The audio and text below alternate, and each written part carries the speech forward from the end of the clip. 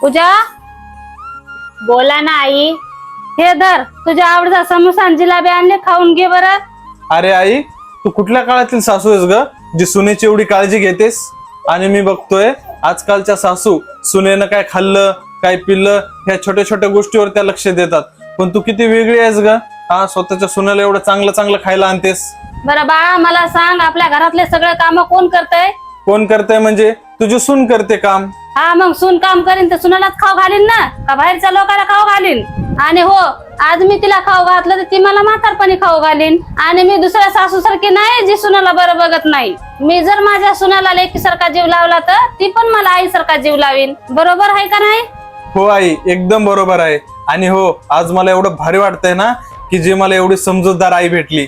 आई, मी पण खूप नशीबवान आहे की मला आईसारखं जीव लावणारी सासू मिळाली. हा, चला जास्त मस्का लावू नका. हे घ्या समोसा आणि जिलेबी खा.